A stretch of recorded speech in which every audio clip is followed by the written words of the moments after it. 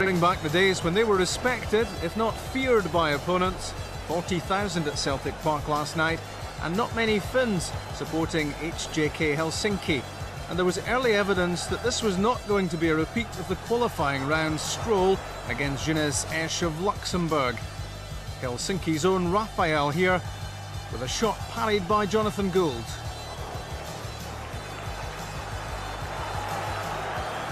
But it was Celtic who hit the front after just 14 minutes. And the making of the goal was all about the power play of Johan Mjalby, unbeatable in the midfield. He set up Jackie McNamara, whose cross found the head of, you've guessed it, Henrik Larsson. A flashing header for 1-0. Not too worried about the positioning of the headband, but he was happy with the positioning of this cross from McNamara. Larsson in front of the keeper, and that's the breakthrough. Top quality construction for Celtic's second as well. That was 10 minutes later. Luba Moravcik started it. Then on to Chris Sutton. He squeezed through an exquisite pass for Larsson to do the rest.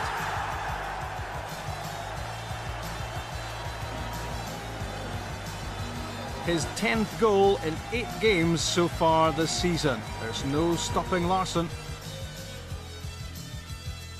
In the second half, Celtic failed to add to their lead, and Helsinki threatened.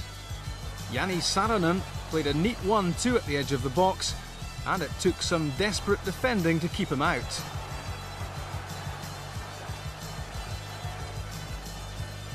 Slack play by McNamara.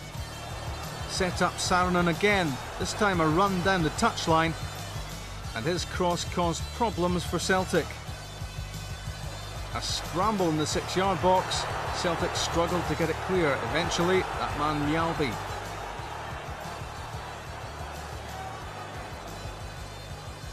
And Saarinen again here with a sprint into the Celtic penalty box. And his shot well stopped by Gould. But not much doubt about the player of the night. MTL man of the match tonight has been won by Henrik Larsson.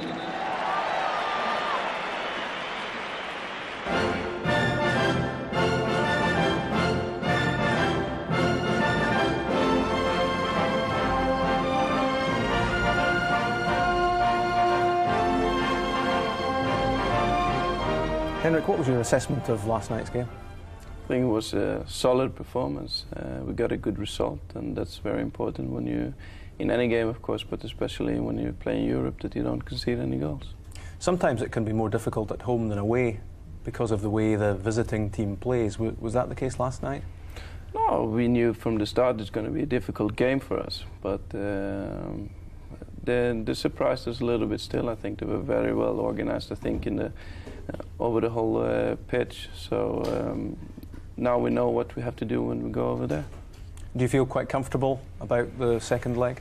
No, I mean, you always have confidence in the team, of course, but I mean 2-0, it's not much of a lead really. I mean, only needs for them to score 1 goal and then they're straight back in it. So we have to be fully focused when we go over there. Do you see signs of improvement in the way the team is playing this season? I think that if you look, I think that we are more depth in the squad. We have, I mean, we have a few new signings that have done very well for us. So I think that overall, I think this looks good. It's difficult for you to compare Martin O'Neill with John Barnes because you didn't really sample too much of that era. No, as you say, I didn't. I mean, I managed to have a few training sessions with John Barnes and Kenny Dalglish, but it's hard for me to assess a difference in the two managers. Martin O'Neill seems to have introduced a lot of passion to the Celtic performance. Is that a fair assessment, that the team is now maybe a bit more passionate? I think the team has always been more passionate, been passionate in the past as well. I mean, whichever club you play for, you always want to do your best. But he's brought back self-belief in a lot of the players here, and I think that's one of the keys to the good run we had so far. But at the same time, we have to keep our feet on the ground and concentrate on next game and focus on that. He jumps about a lot on the touchline. What is he like in the dressing room? Is he a similar way? Yeah, no, I mean he's Yeah, how is he? I mean, as you say, I mean, it's a tough question. Does it matter? Does it matter how the manager is, what his personality is like? Does that influence the way the team plays?